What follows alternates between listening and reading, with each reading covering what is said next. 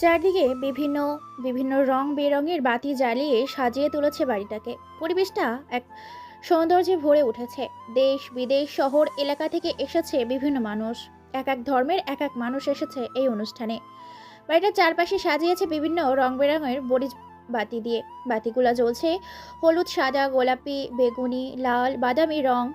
বিভিন্ন রঙে চাকচাকি দিয়ে ফুটিয়ে তুলেছে বাড়ির সৌন্দর্য। অপরূপ সুন্দর করে সাজিয়েছি বাড়িটিকে। দেখে বোঝা যাচ্ছে এটা যেন বাড়ি নয়, যেন একটা রাজপ্রাসাদ। বিয়ে বাড়িতে ধুমধাম বিয়ের পর্ব লাগিয়েছে। ছুটছে মানুষ বিভিন্ন কাজে। বিভিন্ন আত্মীয় স্বজন, পাড়া প্রতিবেশী, দেশ বিদেশ থেকে এসেছে বিয়েতে অ্যাটেন্ড করতে। বাড়িতে এত পরিমাণ মানুষ যে পা ফেলা জায়গা পর্যন্ত নেই। পরিবারের একমাত্র মেয়ের বিয়ে বলে কথা, মানুষ তো হবেই। বড়লোক বাবার একমাত্র মেয়ে বলে কথা। সবাই এদিক ওদিক ছোটাছুটি করছে। কিছুক্ষণের মধ্যে বরপক্ষ চলে আসবে কনে পক্ষকে নিতে। স্টেজের উপর দুটি সোফা সেট রাখা আছে, যেখানে একটা কোণে আরেকটাতে বরপক্ষ।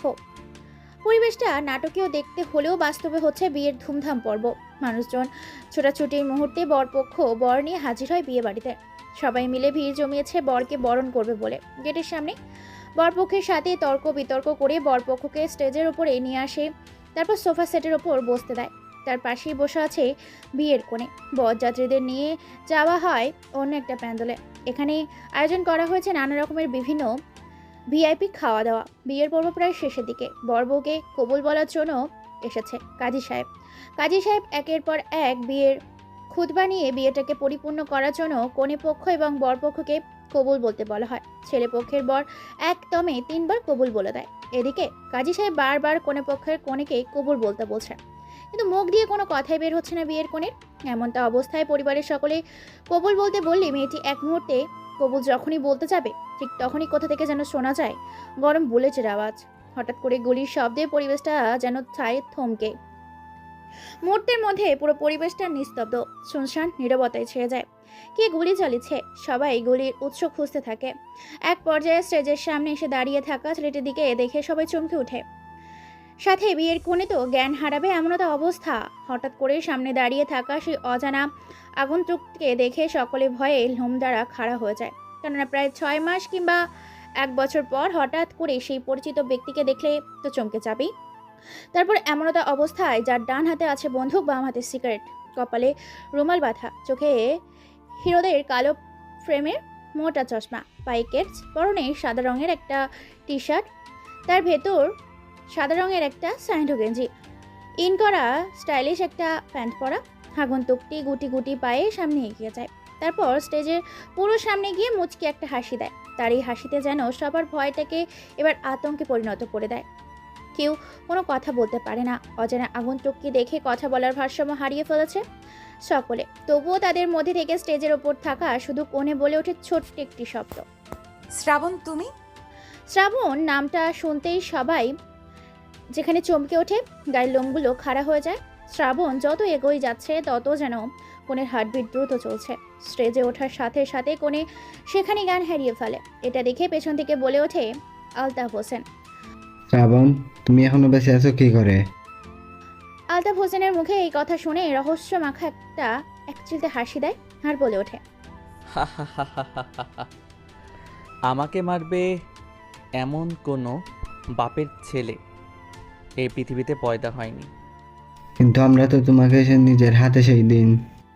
আলতাফ হোসেনকে হাতের ইশারায় থামিয়ে দিয়ে এবার শ্রাবণ বলে ওঠে, কোথায় আছে না, কথায় আছে না, রাখে আল্লাহ মারেকে, মারে আল্লাহ রাখেকে। হাসতে থাকে শ্রাবণ। তারপর স্টেজের উপর গিয়ে কোনো কথা ছাড়াই একটানে কাঁধের ওপর তুলে নেয় বিয়ের কনে মায়াকে।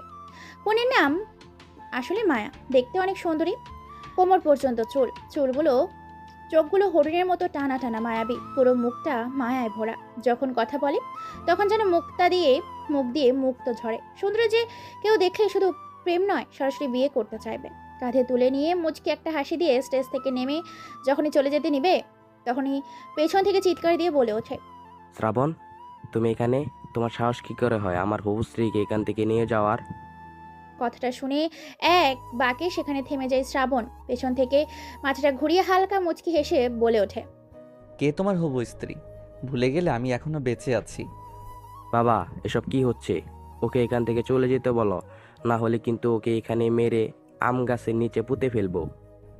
সময় আর পরিস্থিতি প্রতিনিয়ত কিন্তু একই সময় আসে না। সময় আর পরিস্থিতি মানুষের মতোই পরিবর্তনশীল। দেখো শ্রাবণ, তুমি কিন্তু কাজটা ভালো করছো না। এর পরিণাম কি হতে পারে তুমি নিজেও ভাবতে পারছো না। আলতাফ সাহেব, নিজের রাগটাকে কন্ট্রোল করুন।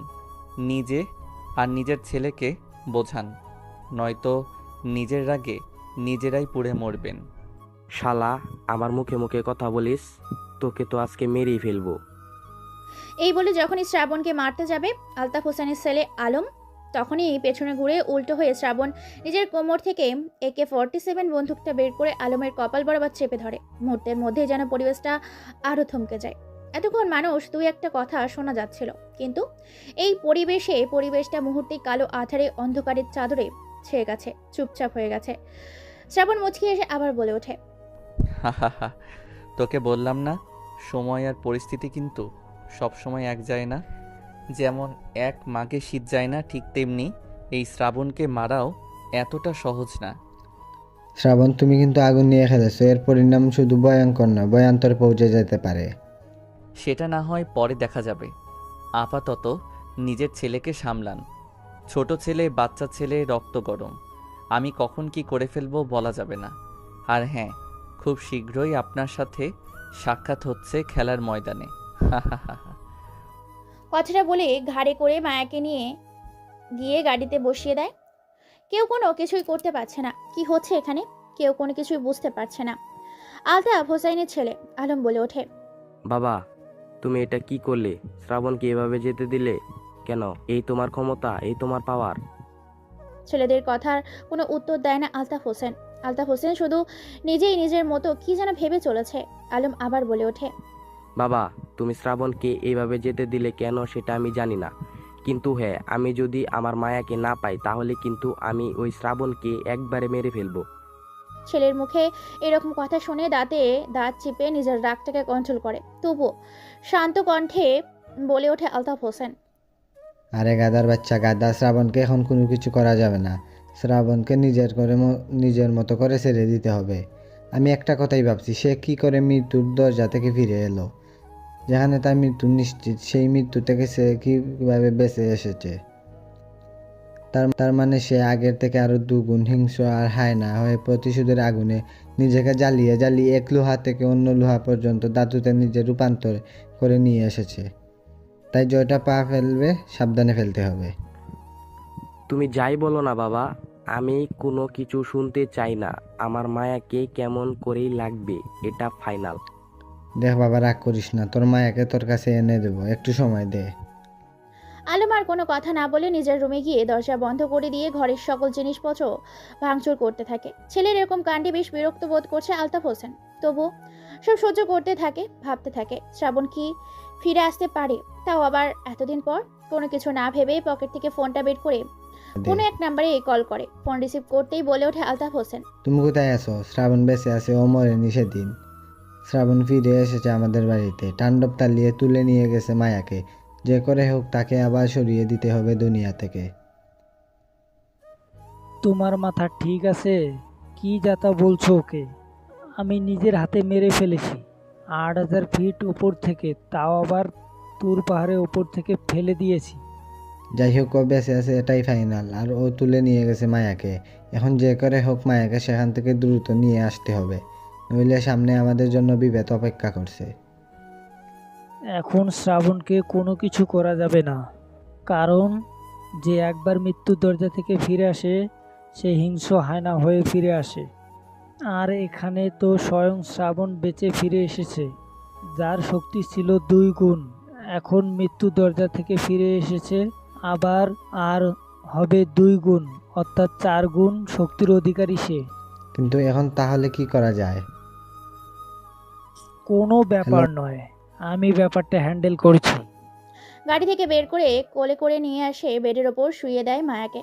মায়াকে দেখতে আজ আগের থেকে অন্যরকম এক সুন্দরী লাগছে, আরও 2 গুণ মায়াবী। বিয়ের বেনারসিতে বেশ বউ বউ লাগছে। মুহূর্তের মধ্যেই শ্রাবণ এক ভিলেন হাসি দেয়, সেখান থেকে বেরিয়ে পড়ে। কিছুক্ষণ পর জ্ঞান ফিরে মায়ার। মায়া পিটপিট করে চোখ খুলে চারিদিকটা দেখে, মাথাটা ঘুরছে। ঘুরছে যেন পৃথিবীটা। নিজেকে বদ্ধ রুমে আবিষ্কার করে সে। চারপাশটা তাকিয়ে দেখে এটা তার রুম নয়, এটা অন্য কারো রুম। তবে রুমটা বেশ গোছানো, সাজিয়ে তুলেছে অপরূপ সুন্দর করে। এমন সময় বিছানা থেকে উঠে নিজের দিকে খেয়াল করতে চিৎকার দেয়। আহ মায়ার এরকম চিৎকারে সোফার উপরে বসে থাকা হিংস্র শ্রাবণ মুচকি একটা হাসি দিয়ে বলে ওঠে। হা হা হা, কি হলো মাই ডার্লিং মায়া, এভাবে চিৎকার করলে কেন? হঠাৎ করে শ্রাবণের কণ্ঠ শুনতে পেয়ে যেন চমকে ওঠে মায়া। মায়া তোতলাতে তোতলাতে আলতো কণ্ঠে বলে ওঠে। আমার শরীরের কাপড় কে চেঞ্জ করেছে? আমি তো এই কাপড় পরিনি। আমার পরনে তো লাল বেনারসি ছিল। আমি আমি চেঞ্জ করেছি কেন তোমার মনে নেই? এর আগে তোমার কতবার চেঞ্জ করে দিয়েছি। এই কথা শুনে কান্নায় ভেঙে পড়ে মায়া। কাঁদতে কাঁদতে দৌড়ে গিয়ে শ্রাবণের শার্টের কলার ধরে ধাক্কাতে থাকে আর চিৎকার করতে থাকে, সাথে বলে ওঠে। তুমি কেন আবার আমার জীবনে এলে শ্রাবণ? তুমি ছাড়া তো আমি বেশ ভালোই ছিলাম। কেন আবার এলে আমার সুখের জীবনটাকে দুঃখের সাগরে পরিণত করতে? সময় সব সময় এক থাকে না। তুমি কি ভেবেছিলে শ্রাবণকে মেরে ফেলে খুব সুখে দিন কাটাবে? শ্রাবণের কথা শুনে চমকে ওঠে মায়া। মায়া বলে ওঠে চিৎকার দিয়ে। তুমি কেন আমার কাপড় চেঞ্জ করেছো? কেন করেছো? তোমার কি অধিকার আছে আমার শরীরে কাপড় চেঞ্জ করার? মায়ের মুখে এই কথা শুনে পাগলের মতো হাসতে থাকে শ্রাবণ। শ্রাবণের হাসি যেন বুঝিয়ে দিচ্ছে মায়া কোনো ভুল বলেনি, পাগলের মতোই কথা বলছে। শ্রাবণের এরকম হাসি দেখে বিরক্ত বোধ করে খাটের উপর গিয়ে বসে পড়ে মায়া। শ্রাবণ নিজের হাসিটাকে কন্ট্রোল করে মায়ের পাশে গিয়ে বসে মুচকি হেসে বলে ওঠে। হ্যাঁ, তুমি হয়তো ভুলে যাচ্ছ যে তুমি এখনো আমার বিবাহিত স্ত্রী। তাই তোমার শরীরের কাপড় চেঞ্জ করতে তোমার কাছে পারমিশনের প্রয়োজন হয় না বা অধিকারের কথা আসে না। সেটা এই শ্রাবণ অধিকার ছাড়াও করে দেখাতে পারে। জানোই তো এই শ্রাবণ কি জিনিস। হ্যাঁ, জানবো না কেন? আপনি তো একটা গুন্ডা, মাস্তান, মাফিয়া। আপনার তো সম্বন্ধে জানবো না? আপনাকে তো আমি হাড়ে হাড়ে চিনি। আপনি আমার পুরো জীবনটা ধ্বংস করে দিয়েছেন। আপনাকে আমি ছাড়বো না। আপনাকে এর মূল্য চোকাতেই হবে শ্রাবণ। হা হা হা, সেই সুযোগটা চলে গেছে। মৃত্যু দরজা থেকে ফিরে এসেছি মায়া।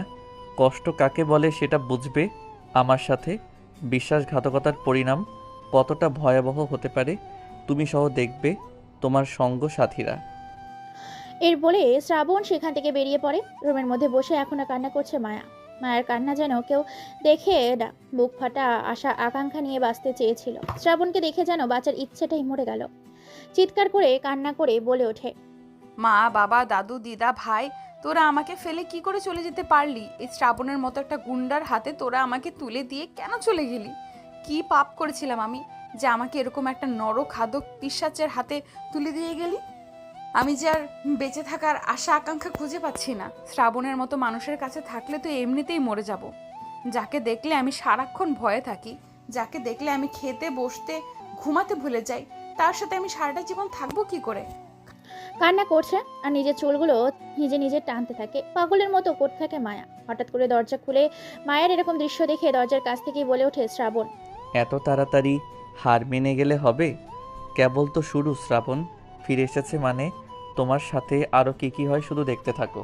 শ্রাবণ কতটা ভয়ঙ্কর, ডেঞ্জারাস, সেটা শ্রাবণ ফিরে আসার কারণে তুমি বুঝতে পারবে। কথাগুলো শুনে দরজার দিকে তাকায় মায়া, তারপর নিজেকে অনেকটা সামলিয়ে নেয়। শ্রাবণ এটা দেখে এবার একটা মুচকি হাসি দিয়ে তার কাছে গিয়ে বসে পড়ে আর বলে ওঠে। এই নাও, সকাল থেকে হয়তো কোনো কিছু খাওয়া দাওয়া করনি। এখানে তোমার সকল প্রিয় খাবার রাখা আছে, খেয়ে নাও। খাবো না আমি। তোমার খাবার তুমি খাও। আর আমি এমন কোনো মানুষের হাতে খাই না যে কিনা নিজের স্বার্থের জন্য অন্য মানুষদের খুন করে। হা হা হা, শ্রাবণ কেমন সেটা তুমি এখনো জানতে পারোনি মায়া। শ্রাবণকে জানতে হলে শ্রাবণকে কাছ থেকে দেখতে হয়, আর কাছ থেকে দেখার জন্য শ্রাবণের সাথে মিশতে হয়, আর মেশার জন্য শ্রাবণের মতো কঠিন হৃদয়ের মানুষের সাথে একটা কঠিন হৃদয় লাগে। কথাগুলো বলেই আর কোনো কিছু না বলে দরজা খুলে যখনই বাইরে যেতে নিবে তখনই পেছন থেকে শ্রাবণের হাতটা টেনে ধরে মায়া। উল্টো ঘুরে শ্রাবণের শার্টের কলার ধরে চিৎকার করতে করতে বলে ওঠে। শ্রাবণ, তুমি আসলে কে? তোমার পরিচয় কি? কেন আমাদের বাড়িতে এসেছো? কেন আমার পরিবারের মানুষগুলোকে নির্মমভাবে হত্যা করেছো? কি তোমার উদ্দেশ্য? হা হা হা, শ্রাবণকে সেটা জানতে যেও না। শ্রাবণ কি করে সেটা ভাবতে যেও না। শ্রাবণ কি বলে সেটাকে মানতে চেষ্টা করো, তবেই তুমি তোমার আসল প্রশ্নের উত্তর খুঁজে পাবে। এই বলে বাইরে থেকে দরজাটা আটকে দিয়ে বেরিয়ে তার অন্য গন্তব্যবিহীন কাজের উদ্দেশ্যে বেরিয়ে পড়ে। এদিকে রাগে শরীর কিচকিচ করছে মায়ার। মায়া রিজের রাগের মাথায় খাবারগুলো ফ্লোরের উপর ছুঁড়ে মারে, সমস্ত খাবার পুরো রুম জুড়ে। কাঁদতে কাঁদতে মায়া সেখানেই ঘুমিয়ে পড়ে। অন্যদিকে শ্রাবণ গাড়ি নিয়ে বেরিয়ে পড়ে চলে আসে একটা রেস্টুরেন্টে। শ্রাবণকে আবার ফলো করছে কয়েকজন মিলে। শ্রাবণ সেটা বুঝতে পেরে চলে আসে একটা রঙিন রেস্টুরেন্টে। সেখানে কিছু খাবার অর্ডার দেয়, তারপর নিজের পকেট থেকে ফোনটা বের করে কোনো এক নম্বরে মেসেজ সেন্ড করে। তার ঠিক 9 মিনিটের মাথায় রেস্টুরেন্টের ভেতর থাকা যে 5 জন শ্রাবণকে ফলো করছিল তাদেরকে তুলে নিয়ে যায় বেশ কয়েকটা ছেলে মিলে। সবাই সেদিকে হা করে তাকিয়ে আছে। কি হচ্ছে এটা? কেউ কোনো কিছু বুঝে উঠতে পারে না। পরিবেশটা কিছুক্ষণ নিস্তব্ধ থাকে। রেস্টুরেন্টে খাওয়া দাওয়া শেষ করে পকেট থেকে ফোনটা বের করে বলে ওঠে শ্রাবণ। হ্যালো ম্যাম, যে কাজটা করতে দিয়েছিলাম সেটা হয়েছে তো নাকি? জি শ্রাবণ স্যার, আপনার কথা মতো আমি সকল পেপার রেডি করেছি। এখানে শুধু আপনি একটা সই করবেন, আপনার মিসেস মায়া চৌধুরী একটা সই করবে, তাহলেই কাগজটা সকল ফর্মালিটিস পূরণ হবে। ওকে, ঠিক আছে, আমি আপনার অফিসে যাচ্ছি। ওকে ঠিক আছে শ্রাবণ স্যার। শ্রাবণ ফোনটা কেটে দিয়ে গাড়ি নিয়ে বেরিয়ে পড়ে গন্তব্যের উদ্দেশ্যে। অফিসে পৌঁছে গিয়ে ভেতরটা প্রবেশ করার সাথে সাথে সেই মহিলা উকিলটি বলে ওঠে। এখানে আপনার সকল কাগজপত্র, সম্পত্তি এবং আপনাদের রেজিস্ট্রেশন পেপার সব কিছু করে দেওয়া আছে। শুধু কয়েক জায়গায় ওনার সিগনেচার নেবেন, তাহলেই হয়ে যাবে। ওকে ঠিক আছে ম্যাম, তাহলে আমি এখন আসি, প্রয়োজনে আপনি চলে আসবেন। ওকে ঠিক আছে শ্রাবণ সাহেব। আবার বেরিয়ে পড়ে বাড়ির উদ্দেশ্যে। অন্যদিকে ঘুমিয়ে আছে এখনো মায়া।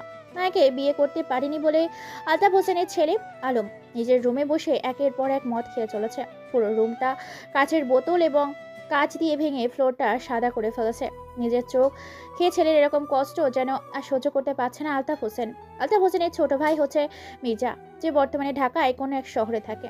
মির্জা আর আলতাফ হোসেন মিলে শ্রাবণের সাথে গেম খেলেছে, যে গেম খেলার কারণে আজকে তাদের পরিণতিটা পরিমাণে রূপান্তর করেছে। না হচ্ছে এপার আর না হচ্ছে ওপার, মাঝখানে আটকা পড়ে আছে তাদের সম্পর্কগুলো। বাড়িতে পৌঁছে যায় কিছুক্ষণের মধ্যে শ্রাবণ। বাড়িতে পৌঁছে গিয়ে সিকিউরিটি গার্ডকে বলে ওঠে। সম্পূর্ণ খেয়াল নিয়েছো তো? শ্রাবণের কথা শুনে এবার তার দরের মেয়ে বডিগার্ডটা বলে ওঠে। না বস, তেমন কেউ আসেনি, শুধু একটা ছেলে এসেছিল যে এখানে এসে পাগলামো করছিল আর বারবার ভেতরে ঢোকার চেষ্টা করছিল। আমরা অনেক বাধা দিয়েছি, আমাদের মেরে ফেলার হুমকি দিয়েছে। ছেলেটা সম্ভবত আলতাফ হোসেনের ছেলে আলম। গুড, খুব ভালো করেছো। আমার অনুমতি ছাড়া যেন একটা পিঁপড়ে পর্যন্ত বাড়ির 4 দেয়ালের ভেতরে প্রবেশ করতে না পারে। ওকে বস, ঠিক আছে। তারপর বাড়ির ভেতর প্রবেশ করে রুমের ভেতর যায়। রুমটা বন্ধ করে রাখা আছে মায়াকে। বাড়ির সৌন্দর্য আর বাড়িটা কত কোটি টাকা, কত বিলিয়ন টাকা হতে পারে সে ধারণা দিতে গেলে প্রায় গল্পটাই শেষ হয়ে যাবে। বাড়িটা বাইরে থেকে যেমন তেমন, ভেতরটা অপরূপ সুন্দর করে সাজিয়ে গুছিয়ে তুলেছে এই বাড়ির বড় কর্তা মমতাজ আলী। বাড়ির একটা জিনিস যেন লাখের ওপরে কেনা।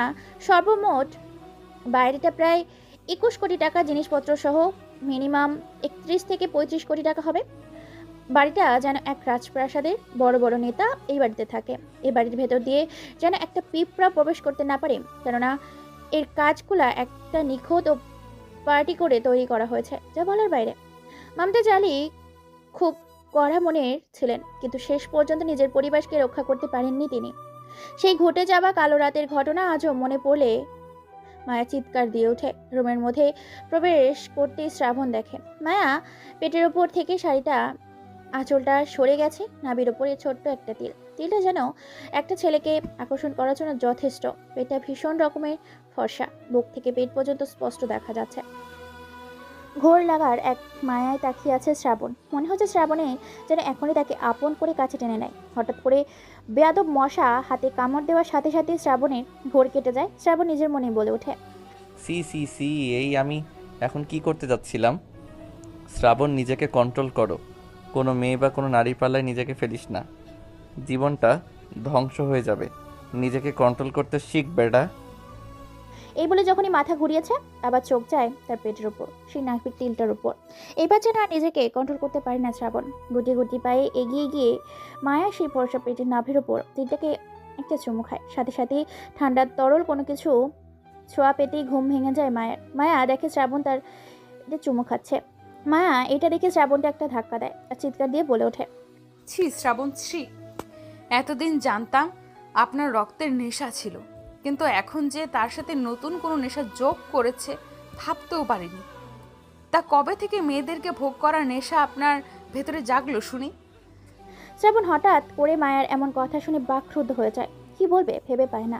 মায়া আবার বলে ওঠে, শ্রাবণ, আপনি যদি আমার উপরে কোনো রকম জোর খাটান তাহলে কিন্তু আমি নিজেকে শেষ করে দিব। মায়ের মুখে এরকম কথা শুনে হঠাৎ করেই শ্রাবণ মায়ের গালে 2টা থাপ্পড় মারে। থাপ্পড় খেয়ে বিছানায় পড়ে যায়। সাথে সাথেই মায়া কান্না শুরু করে দেয়। শ্রাবণের হঠাৎ করে রাগ উঠে যায়। পুরোনো দিনের একটা কথা মনে পড়তেই মায়াকে খাটের সাথে চেপে ধরে। মায়ের উপর উঠে নিজের 2 ঠোঁট 4 রূপান্তরিত করে দেয়। 5 মিনিট পর ছেড়ে দেয়। দুজনেই হাঁপাতে থাকে। কান্নার গতিবেগ যেন বেড়ে যায় মায়ের। মায়ের দিকে বড় বড় চোখে করে তাকাতেই মায়া যেন চুপসে যায়। মায়া শ্রাবণকে ভীষণ রকম ভয় পায়। তারপরও মায়া ফুপিয়ে ফুপিয়ে কাঁদতে থাকে। এটা দেখে পকেট থেকে কাগজটা বের করে শ্রাবণ বলে ওঠে, দেখো মায়া, এখানে একটা সই করে দাও। আমি চাই না তুমি নিজের কষ্টটাকে নিজে ডেকে আনো। শ্রাবণের মুখে এরকম কথা শুনে মায়া শ্রাবণের দিকে তাকায়। শ্রাবণের সামনে এগিয়ে গিয়ে পাগলের মতো হাসতে থাকে। সাথে কান্না মিশ্রিত কণ্ঠে বলে ওঠে, কষ্ট, দুঃখ এসব কাকে বলে শ্রাবণ জানেন আপনি? সত্যি কথা বলতে তো সুখ কাকে বলে ভুলে গেছে যেদিন থেকে আপনি আমার জীবনে এসেছেন। আপনাকে দেখলে আমার ভীষণ ভয় লাগে শ্রাবণ। আপনি কেন বুঝতে পারছেন না আমি আপনাকে ভয় পাই? আপনার মতো একটা খুনের সাথে বেঁচে থাকার চেয়ে মরে যাওয়া অনেক ভালো। আর রইল আপনার কষ্ট, দুঃখ এসব তো আপনার এই চেহারাটা দেখলেই মনে পড়ে যায়। আপনার সাথে বেঁচে থাকার চেয়ে মরে যাওয়া অনেক ভালো শ্রাবণ। যেদিন থেকে আপনি আমার জীবনে এসেছেন সেদিন থেকে আমি ভালো থাকা, ভালোবাসা, ঘুমানো, খাওয়া দাওয়া সব ভুলে গেছি। আমি তো অনেক আগেই মরে গেছি। এই বলে কাঁদতে থাকে মায়া। মায়ার কান্না দেখে বেশ খারাপ লাগে শ্রাবণের। হঠাৎ করে পুরোনো দিনের সেই কষ্টের কথাটা মনে পড়তেই শ্রাবণের চোখগুলো লাল রক্তবর্ণ ধারণ করে। শরীরের রগগুলো ফুলে ওঠে। এক দানবে পরিণত হয় শ্রাবণ। শ্রাবণ আবার কঠিন মন নিয়ে বলে ওঠে, দেখো মায়া, আমি চাই না তোমায় কষ্ট দিতে, কিন্তু কষ্টটাকে তুমি যদি নিজে থেকে নিয়ে আসো তাহলে আমি কি করতে পারি বলো? তাই এখানে ছোট্ট করে একটা সই করে দাও। আমি কোথাও সই করব না। তোমার যা ইচ্ছা তুমি করতে পারো। দেখো মায়া, বাড়াবাড়ি করিও না, দ্রুত কাগজটাতে সই করে দাও। নিজের ভালো চাও তো? বললাম না সই করব না। তোমার যা ইচ্ছা তাই করতে পারো। মরে গেলেও সই করব না। না। কথাটা শুনেই হঠাৎ করে শ্রাবণের মাথায় রাগ উঠে যায়। আর কোনো কিছু না ভেবে আরেকটা থাপ্পড় মেরে দেয় মায়ের গালে। মায়া খাটের ওপর গিয়ে ছিটকে পড়ে। শ্রাবণে পরনে থাকা প্যান্টের বেল্টটা খুলে একের পর এক হিংস্র জানোয়ারের মতো আঘাত করতে থাকে মায়ের শরীরে। মায়া চিৎকার করছে। মায়ের এরকম চিৎকার আর আর্তনাদে যেন পুরো রুমটা থরথর করে কাঁপছে।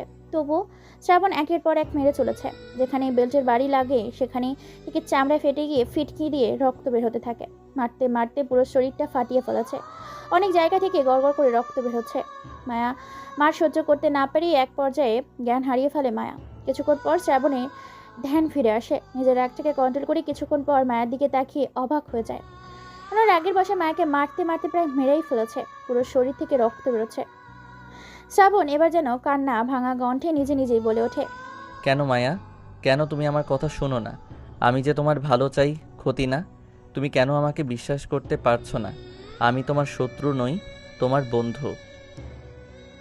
এদিকে মায়া জ্ঞান হারিয়ে ফেলেছে। শ্রাবণ নিজের রাগটাকে কন্ট্রোল করার পর ড্রয়ার থেকে একটা মলম বের করে মায়ের শরীরে থেকে এক এক করে সমস্ত কাপড় খুলে তারপর একটা চাদর গায়ে দেয়। তারপর বেল্টের আঘাতে ফেটে যাওয়া সেই জায়গাগুলোতে প্লেথিন লাগিয়ে দেয়। যত লাগিয়ে দিচ্ছে তত যেন মায়া কেঁপে কেঁপেও পুরো শরীরটা গরম হয়ে আছে। দেখেই বোঝা যাচ্ছে যেন জ্বর এসেছে। শ্রাবণ আর দেরি না করে তাদের পরিবারের ডক্টরকে ফোন দেয়। ফোন করে রিসিভ করতেই ডক্টর ম্যাম বলে ওঠে, শ্রাবণ সাহেব বলেন, তা হঠাৎ করে এতদিন পর আমাকে ফোন করলেন? মায়া ঠিক আছে তো? না ডক্টর, কোনো কিছুই ঠিক নেই। আপনাকে একবার এখানে আসতে হবে। মায়ার শরীরে প্রচণ্ড রকমের জ্বর। আপনি দ্রুত মেডিসিন সহ চলে আসেন। শ্রাবণ সাহেব, এটা আপনি কি বলছেন? মায়ার শরীরে প্রচণ্ড রকমের জ্বর এসেছে আর আপনি আমাকে এখন ফোন দিচ্ছেন?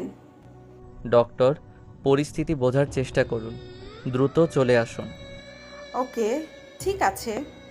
শ্রাবণ মায়ের পাশেই বসে কপালে জল পটে দিতে থাকে। তখনই টেবিলের ওপর রাখা মায়ার ফোনটা বেজে ওঠে। শ্রাবণ ফোনের স্ক্রিনে তাকিয়ে দেখতে পায় আলতাফ হোসেন ফোন করেছে। তাই দ্রুত ফোনটা রিসিভ করে ওপাশ থেকে আলতাফ হোসেন বলতে থাকে, হ্যালো মায়া, মা কেমন আছো? শ্রাবণের সাথে বেশি কথা বলবে না, ওর থেকে দূরে দূরে থাকবে। ও খুব ভয়ঙ্কর, তোমার পরিবারকে সে ধ্বংস করে দিয়েছে, মেরে ফেলেছে। সে প্রতিশোধ নেওয়ার জন্য ফিরে এসেছে। ওর কাছ থেকে সাবধানে থাকবে। আর হ্যাঁ, তুমি কোনো চিন্তা করিও না, তোমাকে খুব শীঘ্রই ওই জানোয়ারটার হাত থেকে বাঁচিয়ে নিয়ে আসবো। হ্যালো, কি হলো? কোনো কথা বলছো না কেন মামুনি? কোনো কথা ছাড়াই শ্রাবণ কলটা খেতে দেয়। তারপর কি যেন ভেবে রহস্যময় একটা মুচকি হাসি দেয়। এদিকে কিছুক্ষণের মধ্যে ডাক্তার চলে আসে। তারপর মায়াকে চেক আপ করার জন্য তার শরীরে হাত দেওয়ার সাথে সাথে সে তো চমকে উঠে আর বলে উঠে, এ কি শ্রাবণ, মায়ার শরীরে এত মারের চিহ্ন কেন? কি করেছেন আপনি ওর সাথে? না ডক্টর, এমন কোনো কিছু নয়। তারপর শ্রাবণ শুরু থেকে শেষ পর্যন্ত এক এক করে সব ঘটনা শোনাতে থাকে। আপনারাও শুনতে পারবেন, অপেক্ষা করেন। সবটা শুনে ডাক্তার ম্যাম আবার বলে ওঠে, কাজটা আপনি একদম ভালো করেননি শ্রাবণ সাহেব। নিজের রাগটাকে কন্ট্রোল করতে শিখুন। হয়তো আজকে মায়া মরে যেতে পারতো। আমি কিছু মেডিসিন দিচ্ছি, এগুলো নিয়মিত খাওয়াবেন। আর হ্যাঁ, ওনার গায়ে আর হাত দেবেন না, যত্ন নেওয়ার চেষ্টা করবেন। মানুষকে ভয় দেখিয়ে নয়, ভালোবেসে বিশ্বাস অর্জন করতে হয় শ্রাবণ সাহেব। আপনি ঠিকই বলেছেন। আসলে পুরনো দিনের স্মৃতিগুলো যখন মনে পড়ে না, তখন নিজেকে কন্ট্রোল করা খুব মুশকিল হয়ে ওঠে। এতে মায়ার কোনো দোষ নেই, দোষ হচ্ছে সেই জানোয়ারদের, যারা আমার বিরুদ্ধে মায়াকে উস্কিয়েছে। মায়ার থেকেও তাদের এতটা ভয়ঙ্কর মৃত্যু দিব যেটা ওরা কল্পনাও করতে পারবে না। আমি আপনাকে সাপোর্ট দেব। আপনার যে কোনো সাহায্য আমাকে ডাকবেন। কেননা মমতাজ সাহেব যখন বেঁচে ছিলেন, উনি আমাকে খুব স্নেহ করতেন। আজকে ওনার জন্যই আমি ডাক্তার হতে পেরেছি। ওনার পরিবারের জন্য কোনো কিছু করতে পারলে আমিও ধন্য। আর হ্যাঁ, ওনাকে কোনো কম্বল বা লেপের সাথে জড়িয়ে ধরলে হবে না। ওনার এত পরিমাণ জ্বর যে আপনি ওনাকে জড়িয়ে ধরে সারাদিন ঘুমিয়ে থাকবেন। আপনার শরীরের তাপ আর মায়ার শরীরের তাপ দুটোই একত্রিত করে মায়ার জ্বরকে সম্ভবত কন্ট্রোলে আনা যাবে। এছাড়াও মেডিসিনগুলো খুব যত্ন করে খাওয়াবেন। ঠিক আছে শ্রাবণ সাহেব? ওকে, ঠিক আছে।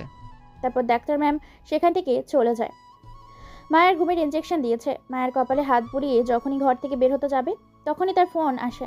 ফোনটা রিসিভ করতেই ওপর থেকে বলে আসে, হ্যালো বস, আপনি কোথায়? জানোয়ারটাকে তুলে এনেছি, গোডাউনের চেয়ারের সাথে বেঁধে রেখেছি, চারপাশে আগুন জ্বালিয়ে দিয়েছি। আপনি আসবেন না? যাব। তোমরা সব কিছু আমার তৈরি করে রেখো। যাওয়ার সাথে সাথে তার মুখ থেকে আমি সমস্ত কথা শুনতে চাই।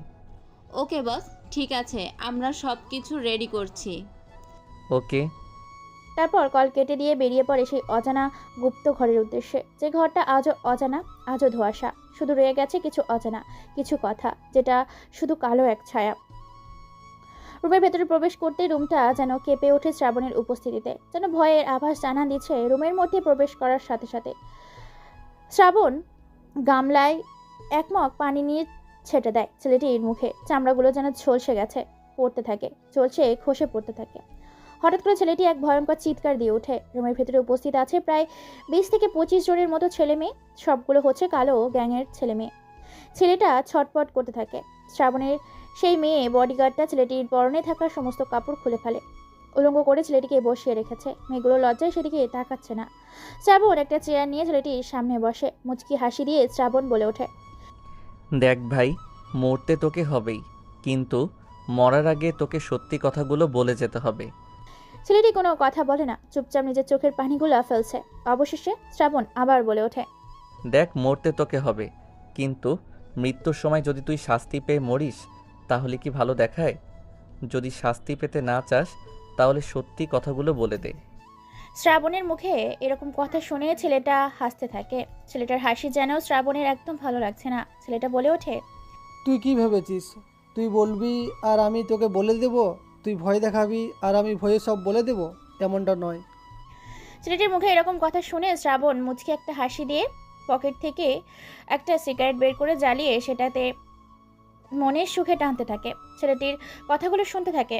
আর কিছু বলতে যাবে, তখনই পেছন থেকে তার মেয়ে বডিগার্ড বলে ওঠে, এই জানোয়ার, তোর সাহস হয় কি করে ভাইয়ের মুখে মুখে তর্ক করার?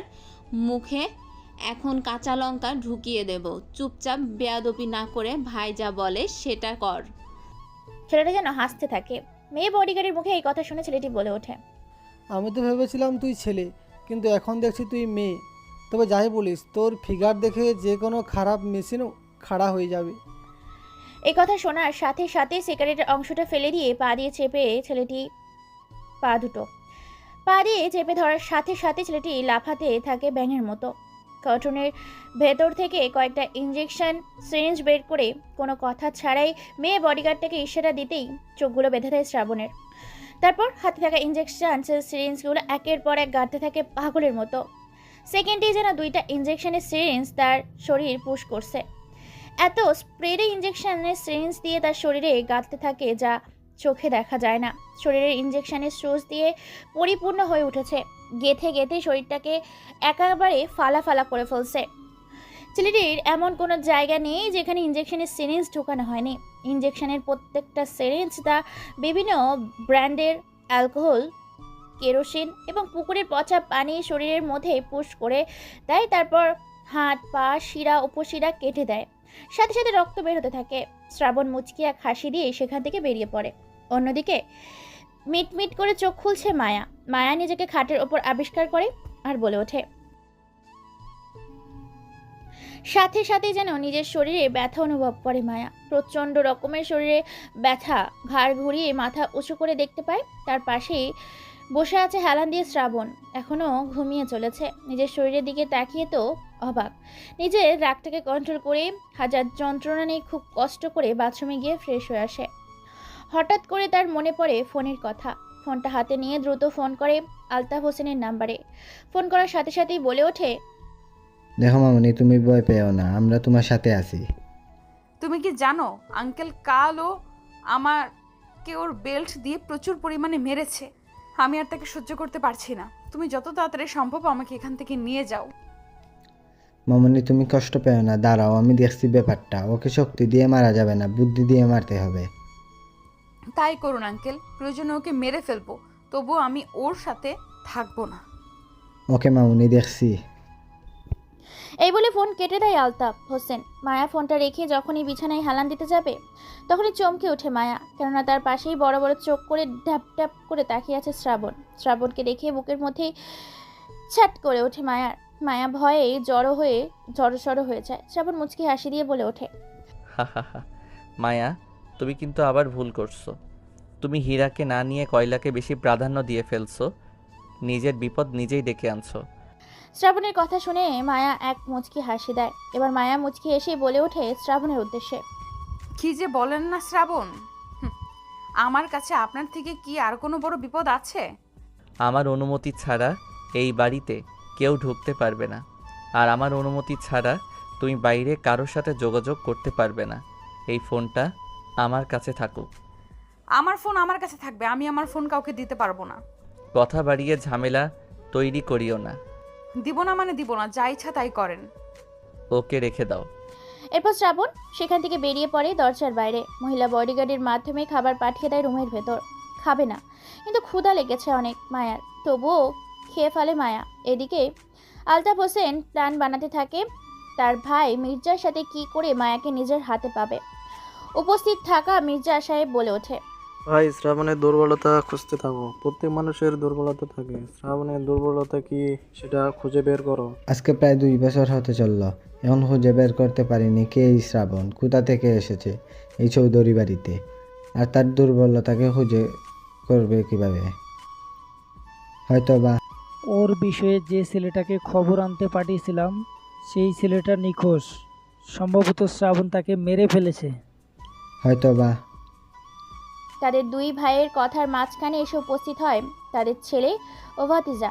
আলম শিকদার বলে ওঠে, বাবা, আমি তোমায় বলেছিলাম যে এখান থেকে আমরা দূরে কোথাও চলে যাই, কিন্তু তুমি যেতে দিলে না। এখন বিপদ সামলাও। ছেলেকে দেখে ছেলের কথায় কোনো কান্না দিয়ে দুই ভাই নিজেদের মতো কথা বলতে থাকে। আলম আবার বলে ওঠে, বাবা, আমি যদি মায়াকে না পাই তাহলে কিন্তু আমি নিজেকে শেষ করে দেব। না পাবে তুমি তোমার সম্পত্তি, না পাবে তুমি তোমার ছেলেকে। যা করবে দ্রুত করবে। প্রয়োজনে আমি শ্রাবণকে মেরে ফেলবো, তবুও আমার মায়াকে চাই। এই বলে আলম সেখান থেকে বেরিয়ে পড়ে। অন্যদিকে অনেক দিন পরে নিজের বাড়িতে পা দিয়ে চারদিকটা ভালো করে ঘুরে দেখতে থাকে মায়া। মায়ার পেছনে প্রায় 10 জন মেয়ে বডিগার্ড। মায়া পুরো বাড়িটাকে দেখছে আর বলে ওঠে, পুরো স্মৃতি জুড়ে শুধু এই বাড়িতে আমার।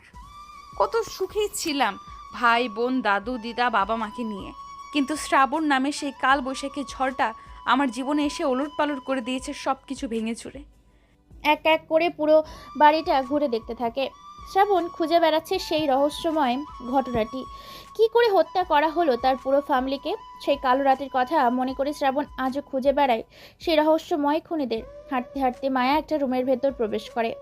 সেখানে সে দেখতে পায় আর বলে ওঠে তার বডিগার্ডদের উদ্দেশ্যে, আচ্ছা, এরকম কি কেউ ব্যবহার করতো? এইটা তো প্রায় অনেক বছর ধরে বন্ধ হয়ে আছে। এত সুন্দর করে সাজিয়ে গুছিয়ে কে রেখেছে পুরো বাড়িটা, এখনো চকচক করছে। এইটা তো এতদিনে মাকড়সার জাল পোকামাকড়ের ভিড়ে যাওয়ার কথা, সেখানে এই বাড়িটা এখনো সচ্ছল অবস্থায় কি করে আছে?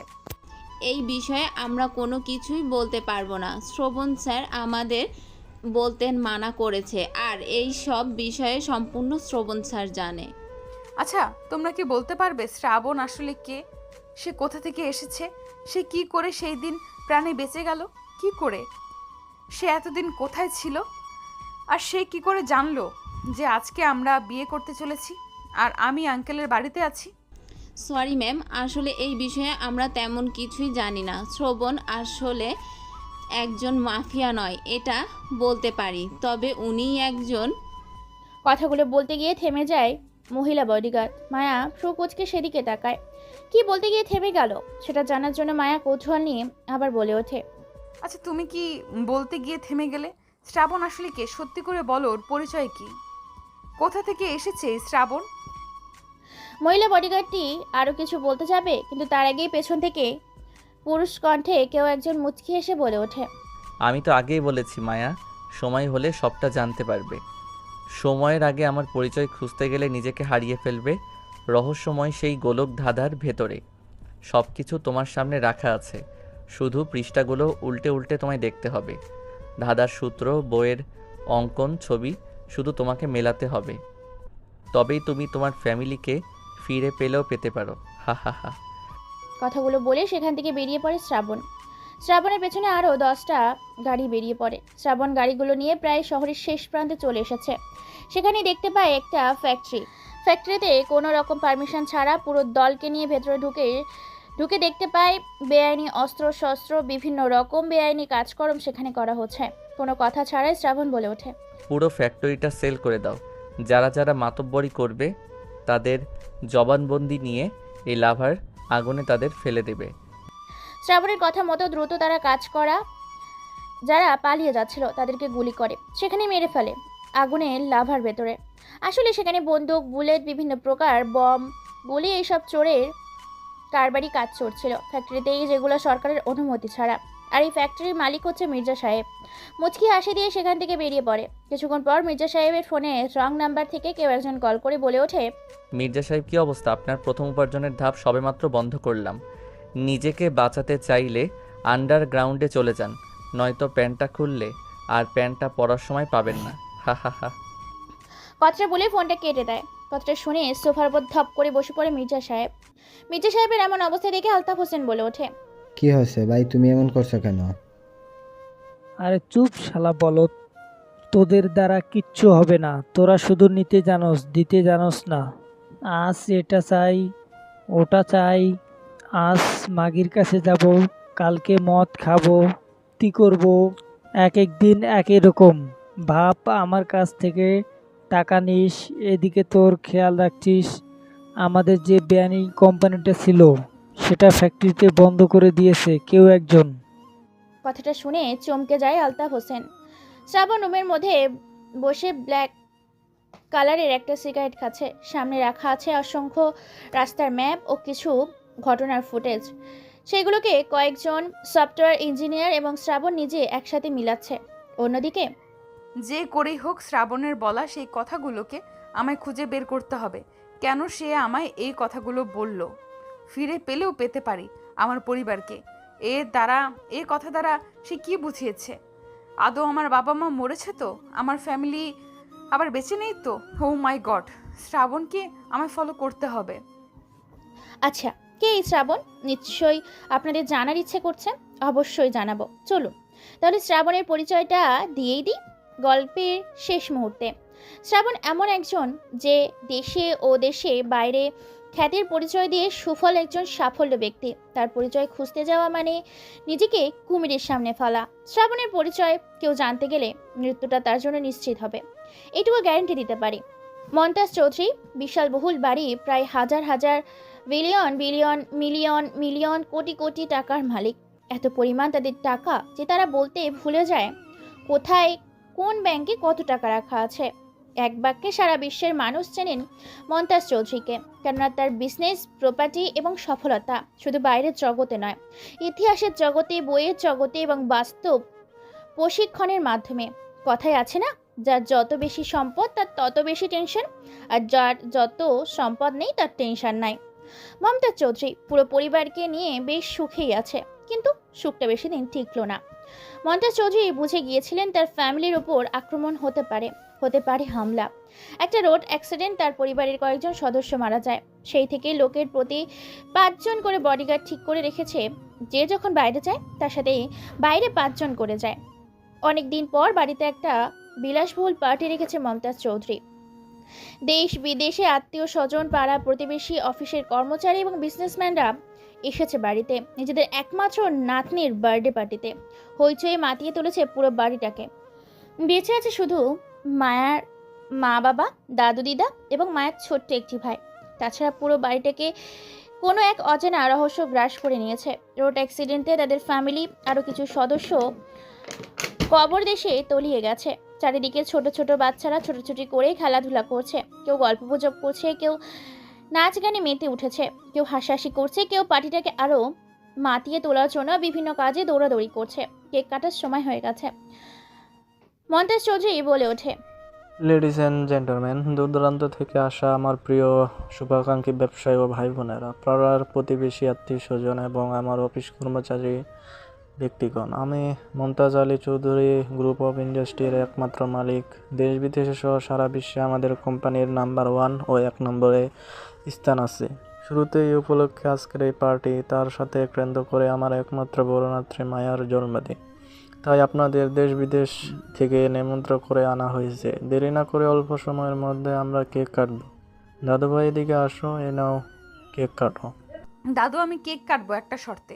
আমাকে কিন্তু অনেকগুলো গিফট দিতে হবে। আর হ্যাঁ, আমরা ঘুরতে যাব। এই বাড়িতে থাকতে থাকতে বোরিং হয়ে গেছি। শুভ আর আমি প্ল্যান করেছি আমরা এবারে বেঙ্গালুরু ঘুরতে যাব। না গেলে কিন্তু আমি কেক কাটবো না। ওকে, ঠিক আছে দাদু ভাই, তুমি ঘুরতে যেতে চাইলে তোমাকে সেখানে নিয়ে যাব। ওকে দাদু। এবার তারা কেক কাটে। কেক কাটার পর একে একে সকল অতিথিকে কেকের কিছু অংশ করে সকলকে খেতে দেয়। সকলে বিভিন্ন রকম বক্স এনেছে, এত পরিমাণ গিফট পেয়েছে যা একটা রুম পার হয়ে অন্য রুমে রাখা হয়েছে। প্রায় খাওয়া দাওয়া পর্ব শেষে অতিথিরা নিজেদের গন্তব্যের উদ্দেশ্যে রওনা দেয়। সবেমাত্র ঠিক এমন সময় হঠাৎ করে 30 থেকে 35 জনের মতো কালো পোশাকধারী লোক এসে কোনো রকম কোনো অ্যাকশন ছাড়াই অপারেশন চালু করে দেয়। প্রত্যেক জনের হাতে একটি করে স্পাইপার, একটা গরম বুলেট, একটা স্পাইপারের ভেতর থেকে বের হয়ে এসে ক্ষত বিক্ষত করে দিতে থাকে সকল মানুষকে। মুহূর্তের মধ্যে সেখানে দৌড়াদৌড়ি, ছোটাছুটি শুরু হয়ে যায়। কেউ কোনো দিকে পালিয়ে যাচ্ছে দেখার সময় নেই। গরম বুলেটগুলো এসে নিরীহ সরল সাদা মানুষগুলোকে, শরীরগুলোকে ক্ষত বিক্ষত করে দেয়।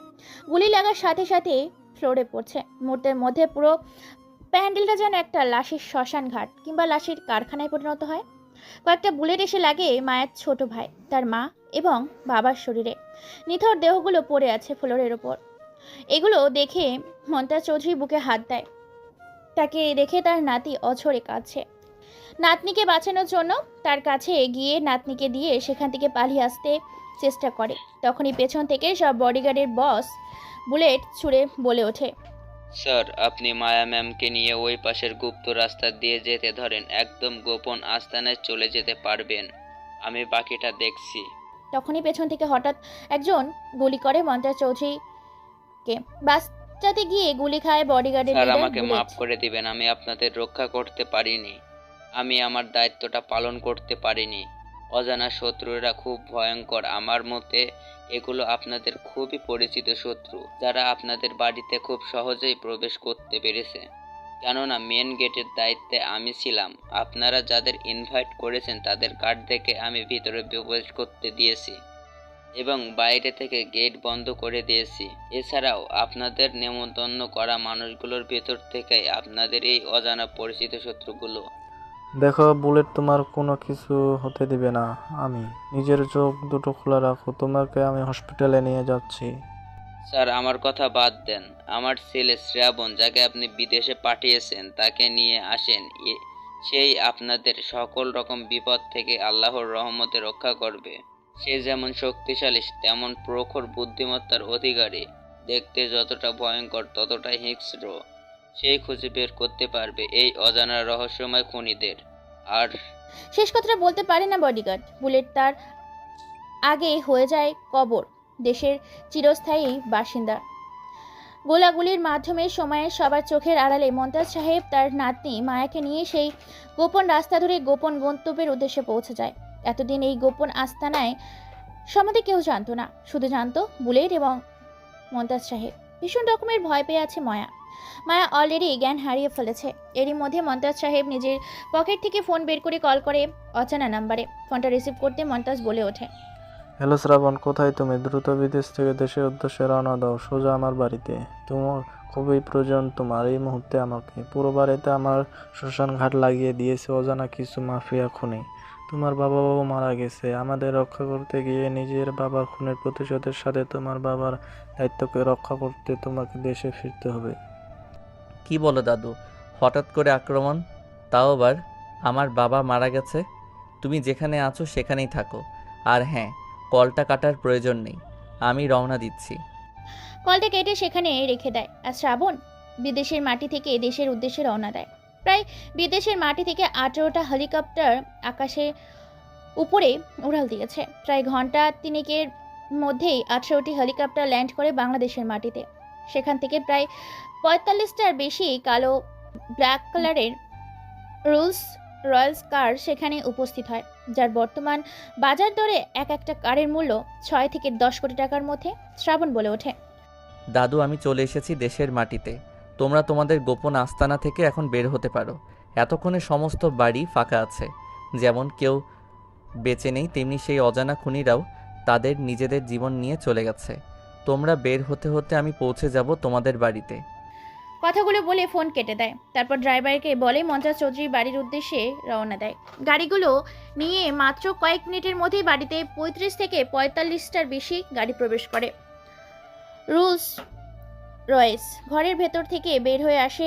দেখা করে মমতাজ সাহেব, সাথে পুরো বাড়িটা লাশ রক্তে ছেয়ে গেছে। রক্তের ফোঁটাগুলো এখনো তাজা, এদিক সেদিক সাগরের পানির মতো ঢেউ খাচ্ছে। মমতাজ সাহেব শ্রাবণকে দেখার সাথে সাথেই জড়িয়ে ধরে, কান্না ভাঙা কণ্ঠে বলে ওঠে, দাদু তুমি এসেছো, দেখো কি পরিণতি করেছে আমার বাড়ির। আমার সন্দেহ হচ্ছে সব আমার ছেলের বন্ধু মির্জা আর আলতাফ হোসেনের কাজ। কেননা তার চালচলন কথাবার্তা শুরু থেকে আমার ভালো লাগতো না। নো টেনশন দাদু, আমি চলে এসেছি। তোমার পরিবার কেন তোমাদের কারো শরীর থেকে আর একটা রক্তের ফটো আমি পড়তে দেব না। তাই যেন হয় দাদু, একমাত্র তুমি এখন বেঁচে আছো যে এই পুরো বাড়িটাকে দেখভাল করতে পারো। তারপর কোনো কথা ছাড়াই শ্রাবণ তাদেরকে নিয়ে একটা বাড়ির ভেতর প্রবেশ করে। বাড়ির তলে আবার বাড়ি, মানে একটা রহস্যময় গোলক ধাঁধা। এই রহস্যময় গোলক ধাঁধাটা তৈরি করতে প্রায় 250,000 কোটি টাকা খরচ করেছে মমতাজ সাহেব। এই গুপ্ত আস্তানাটা কেউ জানতো না, শুধুমাত্র জানতো তার বিশ্বস্ত কিছু মানুষ।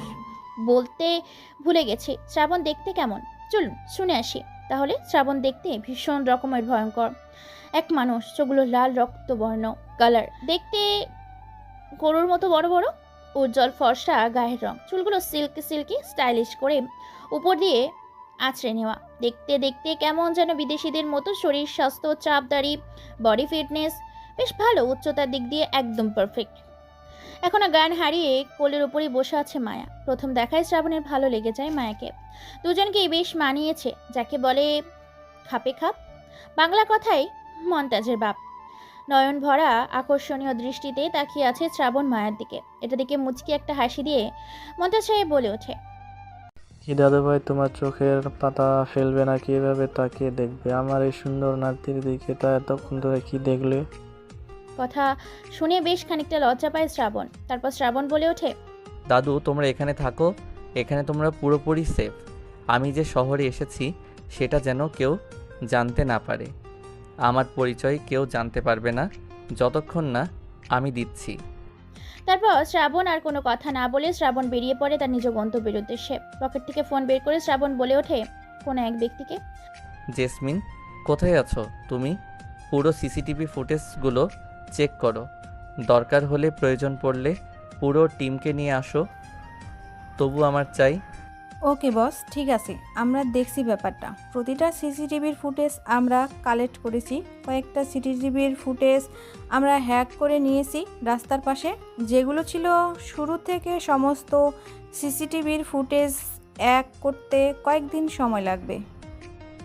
সেটা বড় কথা নয়, বড় কথা হলো আমার লাগবে। ওকে বস, সময় হলে আপনাকে আমরা জানিয়ে দেব, তখন চেক করে নেবেন। তারপর আর কোনো কথা না বলে ফোনটা কেটে দেয় শ্রাবণ। দেখতে দেখতে 2 দিন কেটে যায়। এর মধ্যে অনেকবার দেখা করতে গিয়েছে আলতাফ হোসেন মির্জা সাহেবের চৌধুরী বাড়িতে, কিন্তু কারো কোনো হদিস খুঁজে পায়নি। মায়া তার দাদু বসে আছে এমন সময় বলে ওঠে দাদু, মায়া দাদু ভাই, আমি কোনো দিন মরে যাব বলা যাবে না, আমার শেষ একটা কথা রাখবে? বলো দাদু, আমি তোমার সব কথা রাখতে রাজি। এখন তো শুধু তুমি আমার বেঁচে আছো, আমি তোমাকে হারাতে চাই না। আমি তোমার বিয়ে ঠিক করেছি। দাদু ছেলেটা বিদেশে থাকে, দেখতে শুনতে অনেক ভালো, তুমি কিন্তু না করতে পারবে না। কিন্তু দাদু, আমি তো এখন বিয়ে করতে চাই না। তুমি এটা কি করে করতে পারো দাদু? আমি এখন কোনো মতেই বিয়ে করতে পারবো না। তুমি কিন্তু দাদু ভাই আমাকে কথা দিয়েছো, তাছাড়া আমি কোন দিন মরে যাই বলা যাবে না। তাই তোমাকে কোনো যোগ্য ছেলের হাতে তুলে দিতে পারলে আমি বেঁচে যাই। আমি আর কোনো কথা শুনতে চাই না, আজকেই তোমাদের বিয়ে। কথা শেষ করার আগেই কাজী শ্রাবণ সহ উপস্থিত হয় রুমের ভেতর। বিয়ে পড়া প্রায় শেষের দিকে। শ্রাবণ 3 বার কবুল বলেছে, কোনো মতেই কবুল বলতে চায় না মায়া। মায়া শুধু মনে মনে ভাবছে, চিনি না জানি না অপরিচিত একটা ছেলেকে হুট করে কি করে বিয়ে করতে পারি আমি দাদু?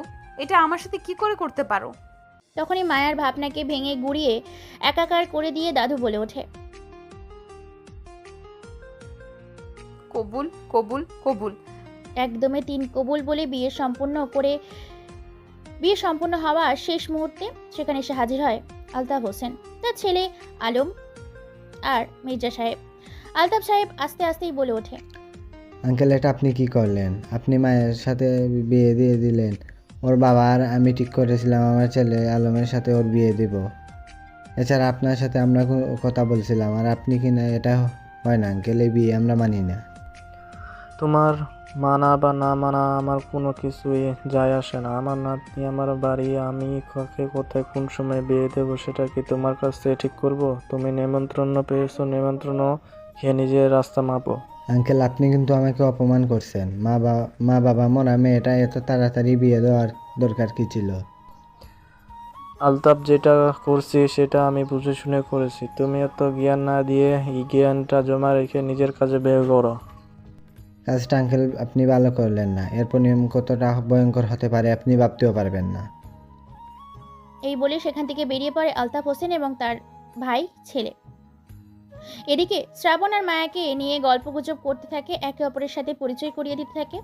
মায়া শ্রাবণকে দেখে কেমন যেন তার কাছে লাগছে। শ্রাবণকে দেখতে বেশ ভয়ঙ্কর লাগে, কেননা বিদেশিদের মতো তার শরীরের গঠন, হাবভাব, এমনকি চেহারা। কোনোভাবেই তার বিয়েটাকে মেনে নিতে পারে না মায়া।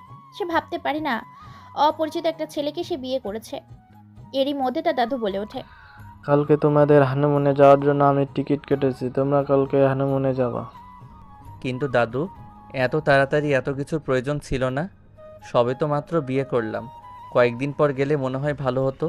দেখো, আমি যেটা ভালো মনে করি সেটাই করেছি। আমার কথার উপর আশা করি তোমরা কথা বলবে না। দাদু ভাই, তোমার কি মত? আমি কি বলবো দাদু? আমার বলার কিছু আছে? তুমি যেটা বলবে আমি সেটাই রাজি। দাদু ভাই, তুমি কি আমার উপর রেগে আছো? দেখো, শ্রাবণ কিন্তু খুব ভালো ছেলে। তোমার এমনটা কেন মনে হচ্ছে দাদু? আসলে হঠাৎ করে বিয়ে করলাম তো, তাই হয়তো নার্ভাস লাগছে, তাছাড়া কোনো কিছুই নয়। আমরা কালকে হানিমুনে যাব। তারপর তারা আর কোনো কথা না বলে তাদেরকে রুমে যেতে বলে মমতাজ চৌধুরী নিজেদের রুমে চলে যায়। এদিকে শ্রাবণ আর মায়া নিজেদের রুমে যায়। সেখানে গিয়ে শ্রাবণ কোনো কিছু বলে ওঠার আগেই মায়া বলে ওঠে, দেখুন, আমি আপনাকে স্বামী হিসেবে মেনে নিতে পারছি না। আমার উপরে স্বামীর অধিকার খাটাবেন না। আমি এখন বিয়ে করতে চাইনি, শুধু দাদুকে বাঁচানোর জন্য বিয়ে করেছি। দাদু অসুস্থ, আমি তার কথাতে রাজি না হলে হয়তো দাদুর ক্ষতি হয়ে যেত, তাই দাদুর কথা রাখতে গিয়ে বিয়ে করেছি। মায়ের কথা শুনে এবার শ্রাবণ কেমন যেন এক রহস্যময় ঘোর লাগাময় হাসি দিয়ে বলে ওঠে, শ্রাবণকে আপনি হয়তো এখনও চিনতে পারেননি। সবে তো মাত্র দেখা, কয়েকদিন আমার সাথে থাকেন, আমাকে চিনে যাবেন। শ্রাবণ আর 5টা ছেলের মতো না, শ্রাবণ শুধু ভিন্ন নয়, একদম অন্যরকম। এই বলে এক মুচকি হাসি দিয়ে সেখান থেকে বেরিয়ে পড়ে কোনো এক অজানা গন্তব্যের উদ্দেশ্যে। রাত 12টা বাজে। পুরো পরিবেশটা একদম নিস্তব্ধ ও শুনশান করে সাজিয়ে রেখেছে শ্রাবণ।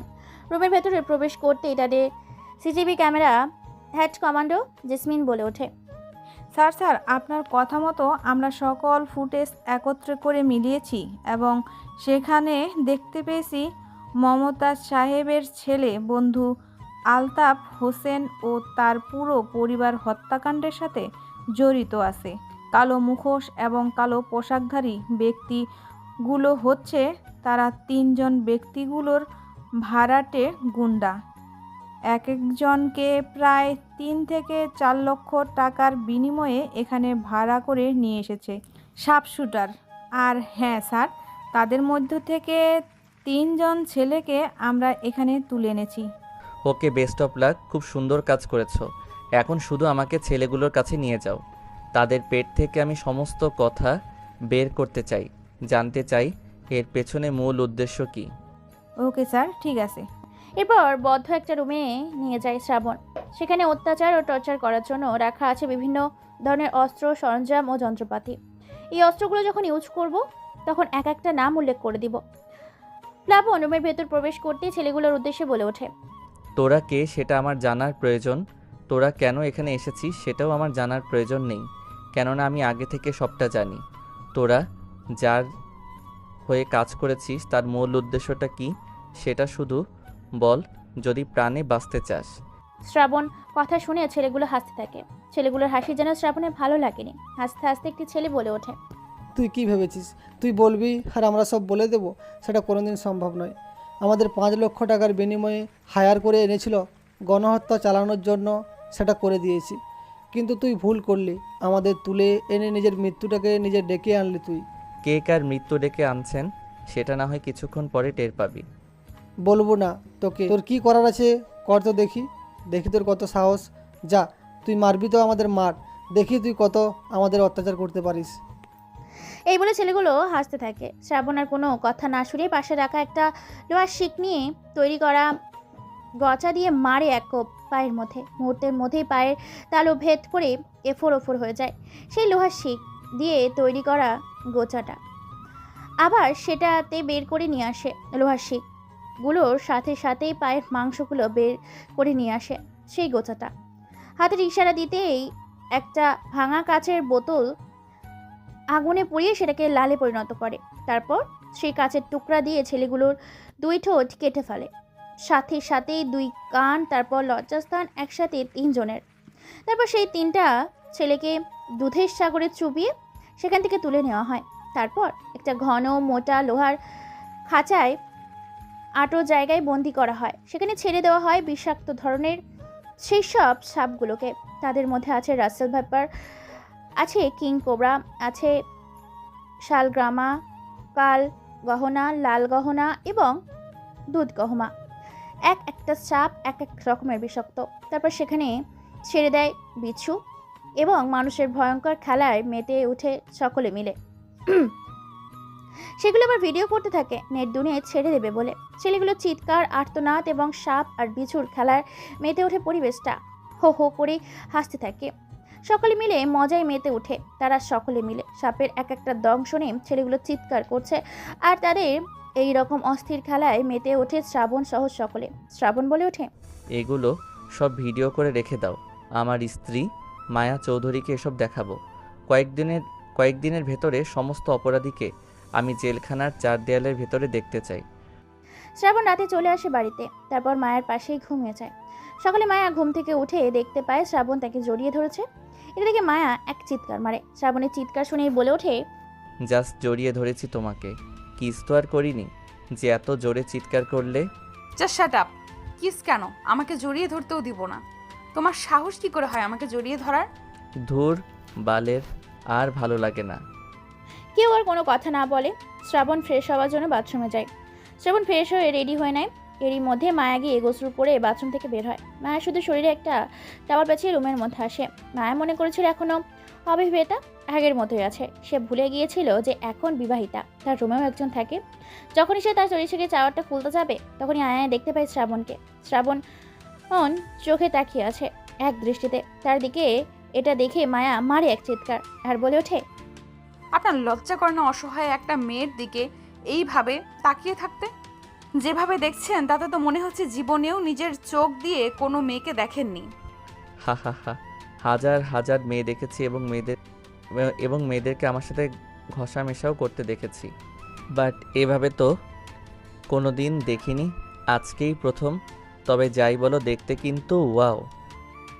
এটা বলে হাসতে হাসতে সেখান থেকে বেরিয়ে পড়ে এয়ারপোর্টের উদ্দেশ্যে। তিনজন গাড়িতে যাচ্ছে। সামনে দুইটা বডিগার্ড ভর্তি, গাড়ির পেছনে দুইটা ভর্তি গাড়ি। এখনও রেগে আছে মায়া শ্রাবণের উপর। শ্রাবণ শুধু হেসে চলেছে, মায়ের দিকে তাকিয়ে মুচকি মুচকি হাসছে। হঠাৎ করে 4টা বুলেট এসে লাগে গাড়ির কাছের উপর। কাঁচগুলো না ভাঙলেও গাড়ির বেশ ভালোই আঘাত করেছে। হঠাৎ এমন হাওয়াতে কোনো কিছু বুঝে ওঠার আগেই একটা বুলেট এসে লাগে মমতাজ সাহেবের কাঁধের উপর। মমতাজ সাহেব চিৎকার দেয় আর সেখানেই জ্ঞান হারিয়ে ফেলে। এটা দেখে গাড়ি থেকে নামে শ্রাবণ। তারপর কে গুলি চালিয়েছে তার উৎস খুঁজতে থাকে। এমন সময় দেখতে পেল সেদিকে গুলি করে প্রায় 5 মিনিটের মধ্যেই 8 থেকে 10 জনের লাশ ফেলে দেয়। বাকিগুলো পালিয়ে যায়। নিজের জীবন নিয়ে দ্রুত হাসপাতালের উদ্দেশ্যে পাঠিয়ে দেয় মমতাজ সাহেবকে বডিগার্ডগুলোর মাধ্যমে। আর মায়াকে সেখান থেকে নিয়ে গিয়ে বাড়ির মধ্যে একটা গোপন আস্তানায় বন্দি করে রাখে এবং সিকিউরিটি গার্ডগুলোকে বলে দেয় যেন কেউ ভেতরে ঢুকতে না পারে। অপারেশন চলছে হসপিটালে। অপারেশন থেকে বের হয়ে ডাক্তার ম্যাম বলে ওঠে, শ্রাবণ সাহেব তেমন কোনো ক্ষতি হয়নি, তবে এবারের মতো উনি বেঁচে গেছে, ওনাকে খুব সাবধানে রাখবেন।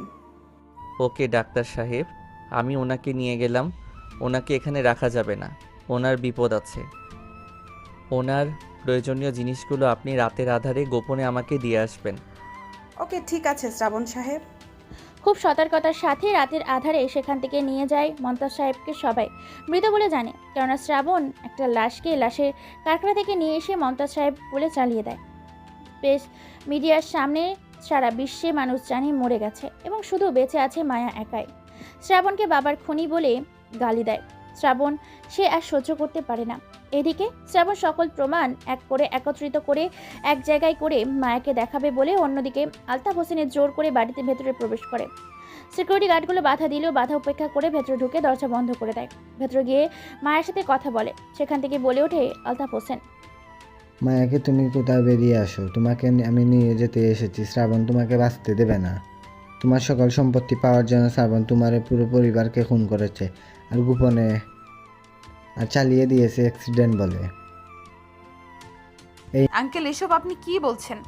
শ্রাবণ যদি এসব করে তাহলে ওকে আমি ছাড়বো না, কিন্তু শ্রাবণ যে এসব করেছে তার প্রমাণ কি? এই নাও মা, দেখো আমি তোমার জন্য প্রমাণ নিয়ে এসেছি। দেখি। তারপর এডিট করা কিছু ভিডিও আর কিছু পিক দেখায়, সেগুলো বিশ্বাস করে নেয়। মায়া কাঁদতে থাকে আর বলতে থাকে সে শ্রাবণকে মেরে ফেলবে। আলতাফ হোসেন সুযোগে বলে ওঠে, দেখো মা, আমি তোমাকে একটা বুদ্ধি দিচ্ছি। আজকে রাতে আমি ওকে মেরে ফেলবো। তুমি আজকে ওর সাথে ঘনিষ্ঠ হবা, ওকে তোমার প্রতি আকর্ষণ দৃষ্টি শক্তি তোমার দিকে যেন দেয়। তুমি যে করে হোক ওকে তোমার মায়ায় ফেলবে, যেন ও বিশ্বাস করে তুমি ওকে সত্যি স্বামী হিসাবে মেনে নিয়েছো। তুমি ওর সাথে মেলামেশা করবা। এরপর যখন ও তোমার সাথে মেলামেশা করতে আসবে তখন তুমি তাকে ঘুমের ঔষধ দিয়ে দুধ খাওয়াবা। তারপর সে দুধ খাওয়ার পরে ঘুমিয়ে যাবে আর তারপর তাকে চেয়ারের সাথে বেঁধে এখান থেকে সিকিউরিটির চোখ ফাঁকি দিয়ে নিয়ে যাব তুর পাহাড়ে। সেখানে মুসা নবীর সাথে তুর পাহাড়ে দেখা করেছিলেন। সেখানে নিয়ে গিয়ে চেয়ার সহ উপর থেকে নিচে ফেলে দেব আর তোমার পরিবারের হত্যার প্রতিশোধ নেব।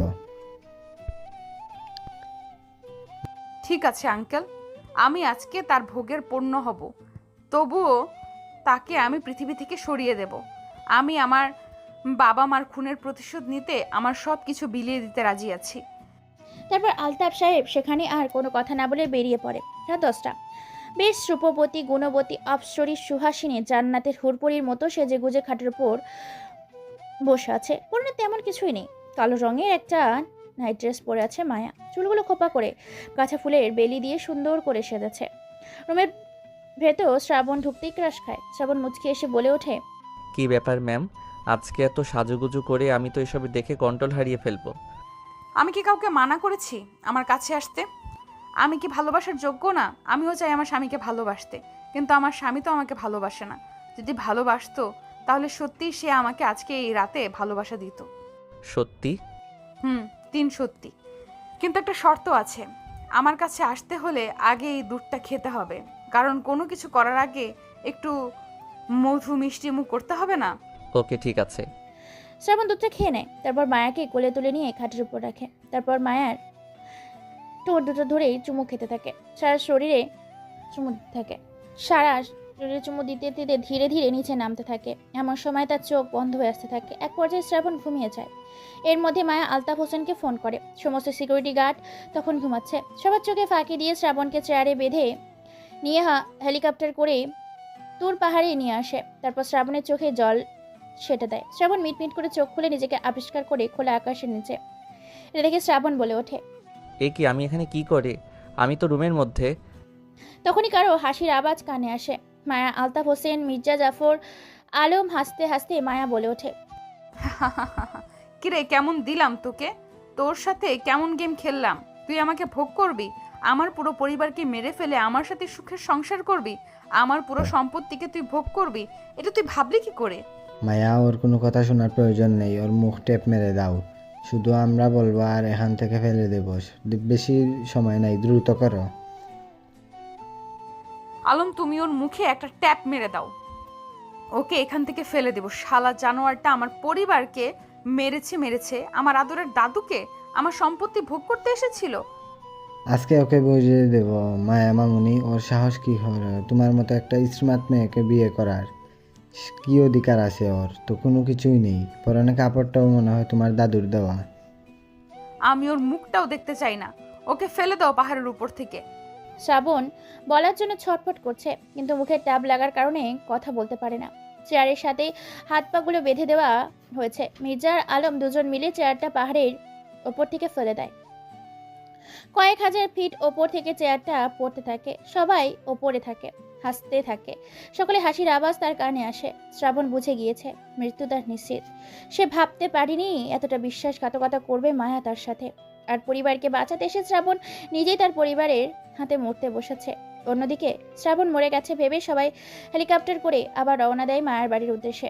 এদিকে পাহাড়ের একটা পাথরে আটকে যায় চেয়ারটা। কোনো রকমে আঘাত লাগেনি শ্রাবণের। শ্রাবণ বেঁচে আছে, শুকরিয়া করে আল্লাহর নামে। শ্রাবণকে খুঁজে পাওয়া যাচ্ছে না দেখে তার পুরো সিকিউরিটি টিম তাকে খুঁজতে থাকে। শ্রাবণ আসলে একজন গোয়েন্দা বিভাগের গোয়েন্দা অফিসার, তাই দ্রুত টেকনোলজি ইউজ করে খুব সহজে শ্রাবণকে খুঁজে বের করে তার পুরো টিম। শ্রাবণকে হেলিকপ্টারের মাধ্যমে সেই পাহাড় থেকে উদ্ধার করে নিয়ে আসে। মাথায় চোট পাওয়ার কারণে প্রায় অনেক দিন অসুস্থ ছিল। গোপনে তার দাদুর সাথে দেখা করত, কিন্তু গত 1 বছরে নিজে আত্মপ্রকাশ করে। যখনই শুনতে পেল মায়াকে ভুলিয়ে ভালিয়ে আলতাফ হোসেন তার ছেলে আলমের সাথে বিয়ে দিচ্ছেন, তখন শ্রাবণ সবার সামনে চলে আসলো। এই ছিল অতীতে ঘটে যাওয়া ঘটনা। বর্তমানে শ্রাবণ সবকিছু রেডি করছে মায়াকে দেখাবে বলে। মায়ের রুমের মধ্যে কান্না করছে। মায়া শ্রাবণের আসল পরিচয়টা খুঁজে বের করবে বলে শ্রাবণের সাথে থাকতে চায়। শ্রাবণের সকল কাজকে সে ফলো করতে চায়। শ্রাবণ বাইরে বসে আছে, সাথে মায়া। হঠাৎ কোত্থেকে যেন পুলিশ এসে আর বলে ওঠে, স্যার এ কি হচ্ছে? শ্রাবণে আমার মেয়ে, মানে আমার বন্ধুর মেয়ে মায়াকে জোর করে বিয়ে করেছে। একে গ্রেফতার করুন। কি মিয়া চৌধুরী, আপনাকে শ্রাবণ জোর করে বিয়ে করেছে? না, আমি ওকে নিজে থেকে বিয়ে করেছি। শ্রাবণ আমাকে জোর করেনি। আঙ্কেল, আপনি ভুল করছেন। আপনি চলে যান। আমি শ্রাবণকে ভালোবেসেই বিয়ে করেছি। আমি শ্রাবণের সাথেই থাকতে চাই। ধুর মিয়া, পেঁচাল করার সময় পান না। আর এখানে আপনি একমত থাকবেন না? ওনাদের স্বামী স্ত্রী সুখে আছে, শান্তিতে আছে।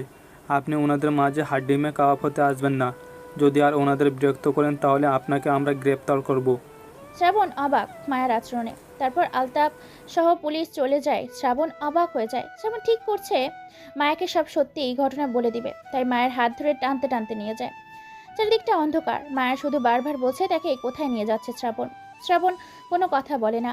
একটা ড্রয়ারের দরজা খুলে সেখানে মায়াকে জোরপূর্বক ঢুকে সিঁড়ি দিয়ে নিচে নামতে থাকে। তারপর আবার একটা জানালা খুলে সেই জানালার ভেতরে ঠিক তাদের বাড়ির মতো। মাথাটা ঘুরিয়ে দেখতে পায় তার ডান পাশে কেউ একজন শুয়ে আছে। মায়া সেদিকে গুটি গুটি পায়ে বিছানার উপর চাদরটা সরিয়েই দেখে চমকে ওঠে, কারণ সেখানে সে দেখতে পায় তার দাদু শুয়ে আছে খাটের উপর। মায়া দেখে বলে ওঠে, দাদু, তুমি বেঁচে আছো? সত্যি দাদু? হ্যাঁ দাদু ভাই, আমি এখনো বেঁচে আছি। তাহলে তুমি আমার সাথে যোগাযোগ করোনি কেন? অনেক কাহিনী, সবটা জানতে পারবে শ্রাবণ, প্রমাণগুলো দেখা।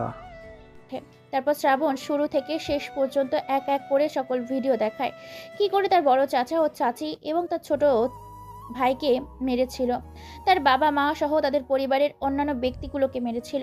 সবটা দেখে অবাক হয়ে যায় মায়া। মায়া বলে ওঠে, তার মানে এসব আলতাফ হোসেন আঙ্কেল করেছে?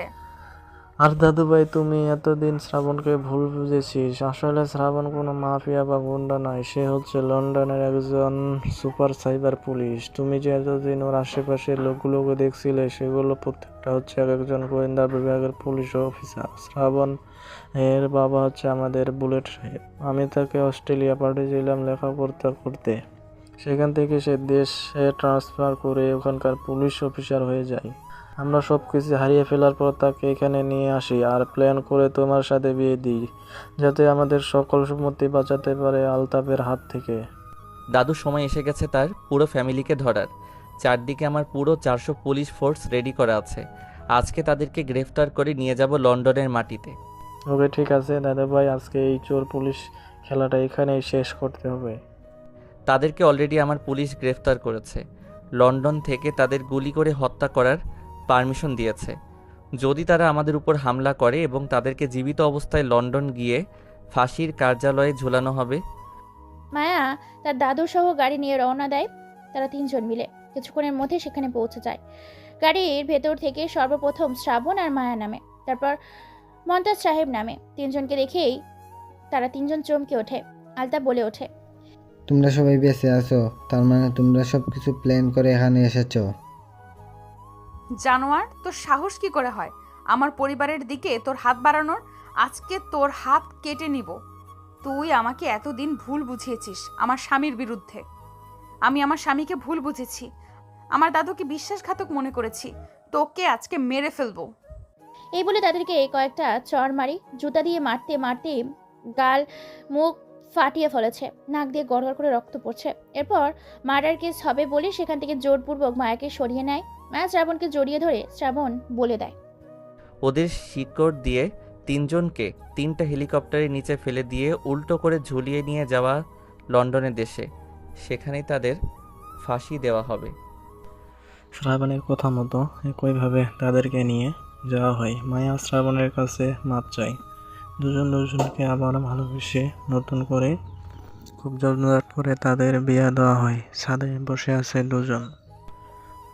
দুজনের অজানা মনের কথাগুলো বলছে। রাত জেগে তারার মেলায় বসে গল্প করছে, উড়াল দিচ্ছে নিজের ভালোবাসার। বেঁচে থাকুক ভালোবাসা, হারিয়ে যাক দূর স্বপ্ন, নতুন প্রেমিক খুঁজে পাক তাদের নতুন জীবনের ভালোবাসা।